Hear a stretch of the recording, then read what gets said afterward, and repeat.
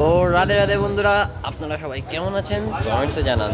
দীপন বিশ্বাস ফেসবুক পেজে সুস্বাগতম।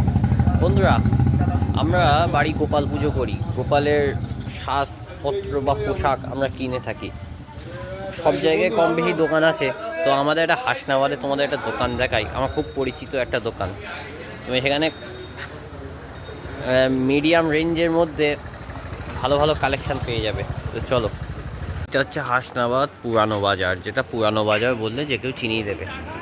আর এই দিক দিয়ে সোজা গেলে হচ্ছে থানার আগে ওই দেখা যাচ্ছে থানা। আর এই দেখো, এই হচ্ছে দোকান। এই দেখো, তোমাদের লোকেশান আমি দিয়ে দিই। এখানে একটা চায়ের দোকান আছে, ক্লাব আছে। এই দেখো দোকানটা দেখো। তো চলো দোকানে ঢোকা যাক। দেখে নাও দোকানের নামটা।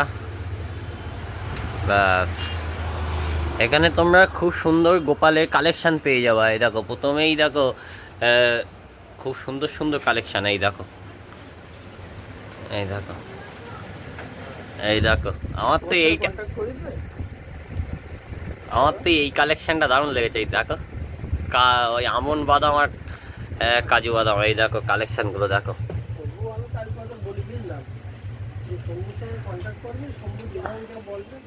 এই দেখো, আরও ঠাকুরের শ্বাসপত্র তোমরা পেয়ে যাবা, আরও শ্বাসপত্র পেয়ে যাবা।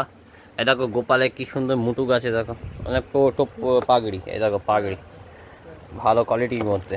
তো আমরা দাদার কাছ থেকে শুনে নেব যে এই দোকানে আসতে গেলে কোথায় তোমাদের আসতে হবে, আরও ভালো করে ডিটেলস তোমাকে আমি বলে দিচ্ছি। এই দোকানে আসতে গেলে আমাকে কোন জায়গা থেকে আসতে হবে, কোথা থেকে আসতে হবে? আপনি যদি ট্রেনে আসেন হাসনাবাদে নামতে হবে। নেমে আপনাকে হাসনাবাদ পুরাতন বাজার সুভাষ ময়দান নেওয়ার। আর যদি কোনো টোটো অটো গাড়িতে আসেন, ওদেরকে বললেই হবে যে হাসনাবাদ পুরাতন বাজার নেয়ার সুভাষ ময়দান, স্বস্তিপালি দশকর্মা ভাণ্ডার। থ্যাংক ইউ দাদা, so thank you, so thank you. দীপনের ভিডিও দেখে যে আসবেন তার জন্য 5 টাকা ডিসকাউন্ট আছে। Thank you. দেরি করছো কেন? চলে এসো, ভিজিট করে যাও এই দোকানে।